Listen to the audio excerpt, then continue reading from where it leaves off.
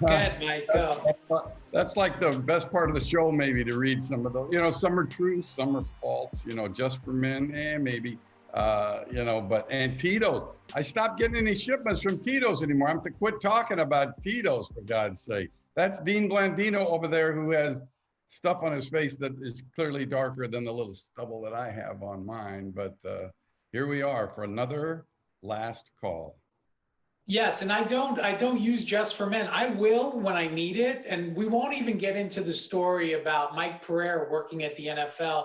And his hair was one color on Friday, and then Monday, miraculously, he came in. It was a completely different color, but we won't talk about. Oh my God, was it completely different? We won't talk about that. We won't talk about that at all. But welcome to the show. We got a lot of things to talk about. Roughing the passer, back in the, I don't know, in the news or whatever we call the news, in social media, in the public eye. We're also going to talk about a really interesting play at the end of the first half in the Panthers-Bucks game, a couple of different aspects to that. Jacksonville and Doug Marrone challenged a pass interference call. I thought pass interference was no longer reviewable. We'll get into that. And but first, let's start. We both have opening thoughts, a little new segment here on Last Call. Let's start with Mike. Mike, what are your opening thoughts today? Well, I'm getting concerned about how we protect our players, and I'm seeing shots that are taking on players that aren't getting called. And I'm starting to think that college with targeting, even though I'm not a fan of that word, does a better job. Look at Draquan Smith almost had his head taken off by Jimmy Ward, and there was no penalty called. Had there been a penalty called, I think Jimmy Ward might have got ejected from the game, that New York maybe would have used an ejection there, because he drives his shoulder into the head of Smith. I mean, this is a huge hit, and yet we're getting some questionable roughing the passer calls that are getting called, that cause an uproar. So I'm going to go back to say we need some input. We need an eighth official. We need, to me, a sky judge, so we can pick up these calls. There's no way that San Francisco, maybe they got screwed on the Drew Brees hit by Street, but in this case, they got a big break in the game because Ward could have been out. So I say, let's get somehow technology involved with an eighth official, and let's call these plays that aren't getting called when they should be, because if in fact our number one concern is about protecting players, I don't think we're doing a good enough job. That's my rant for today. That's a good rant. So there's no argument though. That's my opening. So shut up, and now let's hear yours. Yeah, I'm going right into mine. I'm just waiting for you to shut up. Exactly. I'm done. So for me, I'm going to take a little different path. And since this is the first time we're doing this, and Thanksgiving is coming up, I just want to talk about how thankful I am that we're actually have the ability to do Last Call and talk about plays that are actually happening just in both college and NFL. Because if you go back to July, we weren't sure if we were even going to be here. Think about the uncertainty, and to think that we've gotten to week 10 of the NFL football season and all the work that has gone into getting to this point. When you think about just the week of November 1st to November 7th, over 42,000 COVID tests, almost 8,000 people, players, personnel being tested daily, weekly. If you count from August 1st to November 7th, over 600,000 tests. And we've had 78 players and 140 team personnel test positive for COVID-19. 12 games have been impacted, but you know what? We're here week 10. You know how many games we've played, including Monday night tonight? 147 games.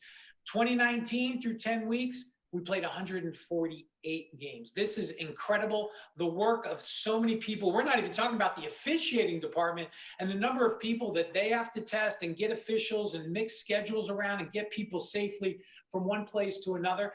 So to me, it's just congratulations, I think, are in order, just getting to this point. Hopefully we can continue, but I'm just thankful for all the hard work that everybody has put in, including us at Fox Sports. We get tested every week, sometimes twice a week. And it's just an amazing joint effort. And I'm just thankful that I get to listen to you rant about the sky judge. And let's hope for all the news with the vaccines is true, that it's going to work, and maybe we can get out of this mess come springtime. But that's a good one, Dean. You win. You're up 1-0. Okay.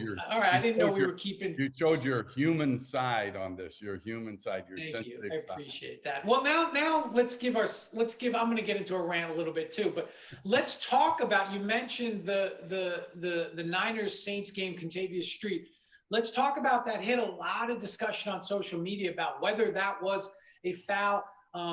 Drew Brees, obviously we had some breaking news with Drew Brees, rib fractures, collapsed lung. You know, we all hope Drew is okay, but Mike, talk us through this play. Was this a foul? Well, look, I don't think it is. And by the way, social media is one thing. The San Francisco Chronicle is another thing. They're roasting the officials on this call. But it's one of these where in the process of making a tackle, it's this all or most of your body weight. That's what the rule says. You can't drive the quarterback into the ground and land on top of him with all or most of your body weight. Look, this is a tackle situation. It's not even after the pass is thrown. And to me, it looks like Street gets off to the side. You see it here. His left side is down on the ground, and he gets called for roughing the passer. I don't think it is. And there's another thing I don't like about this, and I'm getting concerned, and it happened in a couple of plays. You know, the league now has opened up the umpire to make this call. The umpire now in the offensive backfield, because we took him out back in 2010 of being with the linebackers for safety reasons. But they opened it up for him to call roughing the passer on plays on his side. And you see the umpire actually point to the referee, then they come together, and then the referee drops the flag. And so I get concerned when I see this, because if the referee's instinct was not to call it roughing the passer, but then the umpire gets involved and plants a bug in his ear, and then he does, that is concerning to me. But when I look at it in the end, Dean, I just don't think it's a foul. Yeah, I agree. And I went on the air and talked about it during the game. And then our executive producer, Stephen Bond, affectionately known as Bondo, hounded me to do a hit for social media. I actually did two. I did the one that went out, and I did an uncensored version, which I think hopefully when we do Last Call After Dark, we're able to play that one. But I think there's two issues here. The initial contact, yeah, it's high. Maybe you make a case that it's in the neck area, but Street is just trying to make a tackle. He's wrapping up. And then, like you said, he gets off to the side. Is it a big hit? Is there a lot of force? Absolutely. It's a big man, and he's taking Brees to the ground. And unfortunately, Drew gets hurt. But again, that if you don't turn or do something additional to force that quarterback to the ground with all or most of your body weight, that's just not a foul by rule. I didn't think it was the right call. And obviously you do have the opportunity for the umpire to give input. And that's kind of, what happened there. There was a discussion. The referee didn't throw the flag initially. There was some input given, and then the flag came out. And again, it'd be interesting to see what the league does going forward. I don't think, look, if I'm in that position, I'm not going to fine Street for that hit, but it'll be interesting to see if the league doubles down and says it is a correct call and that they're going to fine Street. But we'll see what happens there. And then you actually have a similar type play too with Kevin Minter, his hit on the Teddy Bridgewater. That's another one that looked questionable to me. Your thoughts? Yeah, and you mentioned the umpire. The umpire actually threw the flag on this one, on the Minter hit. It wasn't the referee. And to me, very similar, the contact, what I think this kind of falls in line with the rule is that Minter, yes, he is trying to wrap, but he doesn't lower the target. He ends up getting Bridgewater in the head neck area. It ends up being face mask to face mask. And even though he doesn't lower his head, if you do hit a defenseless player, which Bridgewater was in that posture, in the head neck area with a helmet, a shoulder, a forearm, even if you don't dip your head, face mask to face mask with force would be a foul. And I think that's where that kind of falls in line with the rule. It's not egregious, it's not flagrant, but I can certainly support that call for that forcible contact to the head neck area. but also you use that key word, forcible. I mean, I think this was a wrap and a head up, face up. I just, I'm wondering if we lean too far into what is forcible, because to me, that just doesn't really, as part of a wrap up tackle, doesn't seem forcible enough.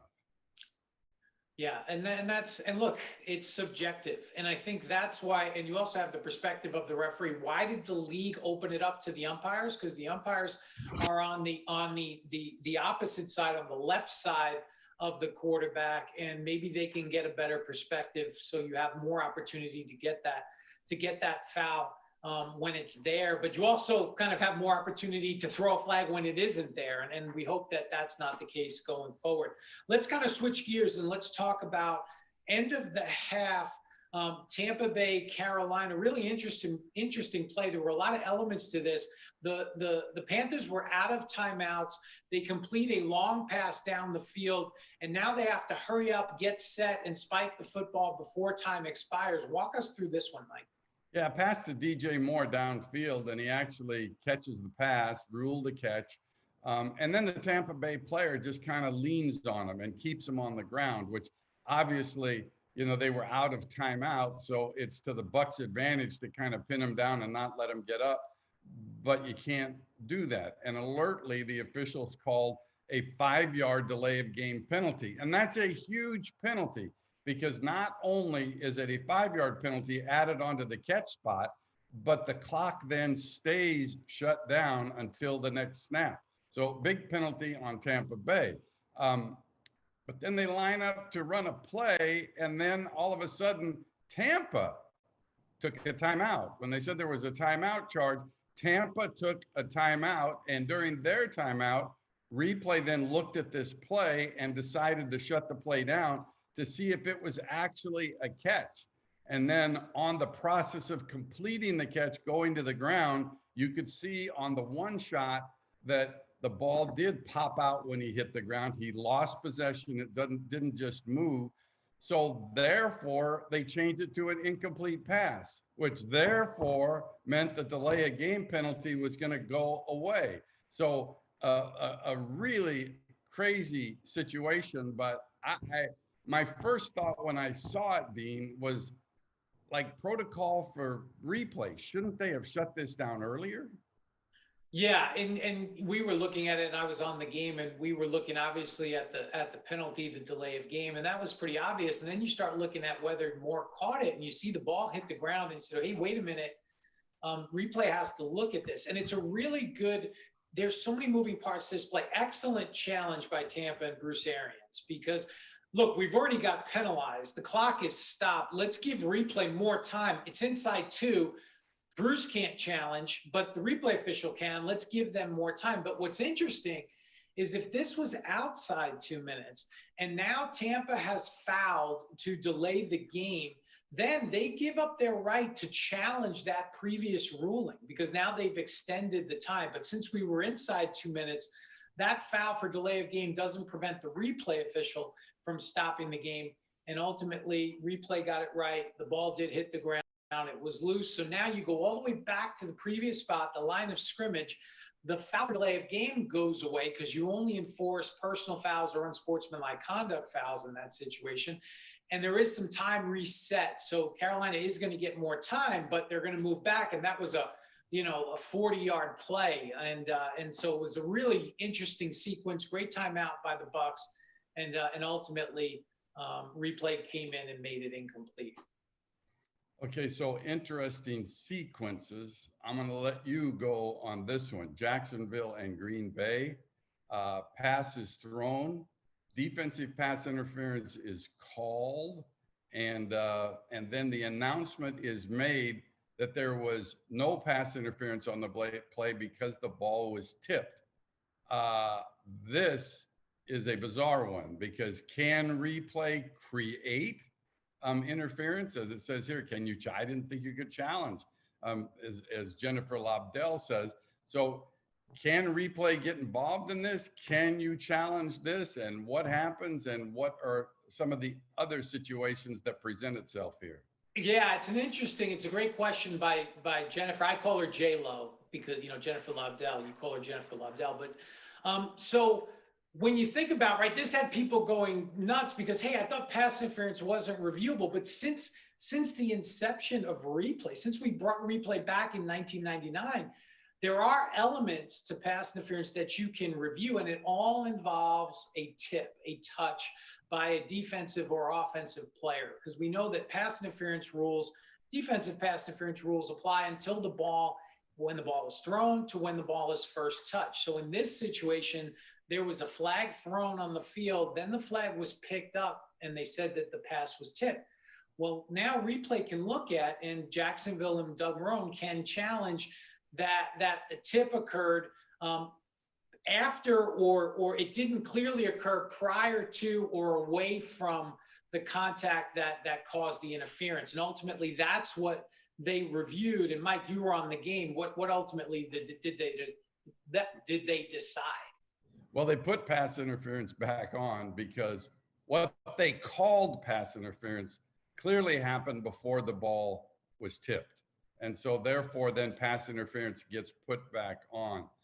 I mean, the interesting thing is the tip doesn't even matter if the tip occurs in the same area by the defender who has called for pass interference. And when I look at the play, I'm not even sure who they're throwing the ball to, quite frankly. It looks like it might be thrown on the out pattern to the deeper receiver. But in this case, the one thing that was clear is that the pass interference occurred before the ball was tipped. Now, replay can get involved in that, but as we know, if they call pass interference, they can't say, oh, no, that's not pass interference. The act itself has to stay. It's just a matter of timing. So what a screwed up play. And Doug Marrone got it right by this challenge so that he could get that pass interference back put on the play. All right, enough of that NFL stuff. Let's put the NFL stuff to bed, and let's talk about the real football, the real news that just happened, okay? And we just had the 15th annual Polish Bowl, otherwise known as the Super Final, okay? This is American football in Poland, and they just played Polish Bowl XV. And in an unbelievable display of dominance, this team was dominant all year. The Roll Claw Panthers, undefeated regular season, rolled into the postseason, won the semifinal game, and then blew out the Bialystok Lowlanders 48-12. This is the Panthers' second consecutive title. These two teams have met. This is the Clemson and Alabama of Polish American football. These two teams have met in the last 3 Polish Bowls. The Lowlanders won in 2018, and the Panthers have won 2019 and 2020. And I got a question, an officiating question, about an onside kick during the Polish Bowl. Can we play it? So here's the question, Mike. Is this legal by the kicking team? Now, they play under NCAA rules, okay, with some variation. And the question that they asked me, this guy on Twitter asked, would this be a foul? Would this be an unfair tactic because the kicking team was trying to basically pretend that they weren't going to kick it, and then they got real quick and they ran up and they kicked it? Is that a foul under NCAA rules?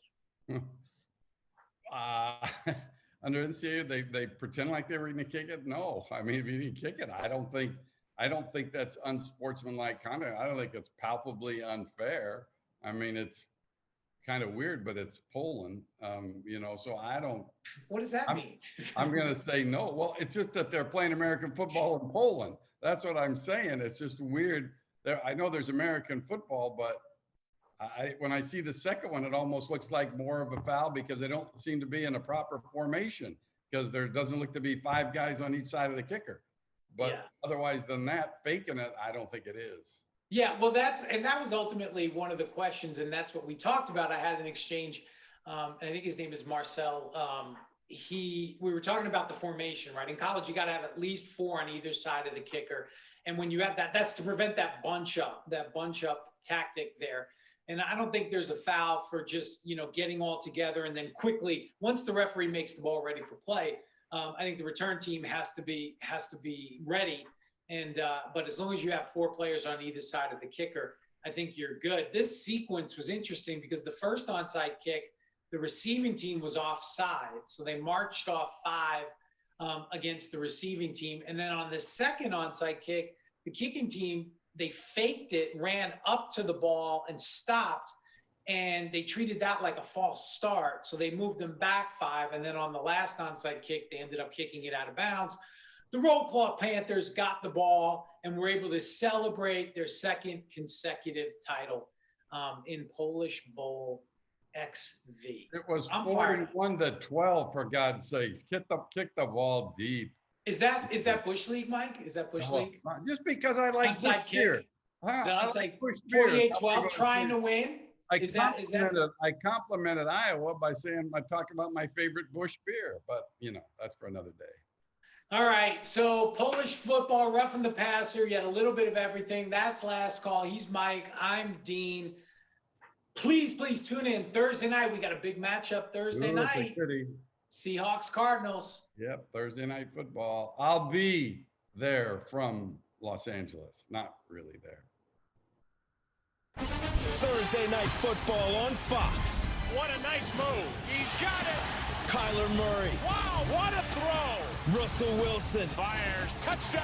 2 of the most exciting quarterbacks in the league. This is as good as it gets right here. Go head to head in a battle for the top of the toughest division in football. Back in the end zone. Touchdown. Cardinals. Seahawks. Thursday night football on Fox, NFL Network, and streaming on Prime Video.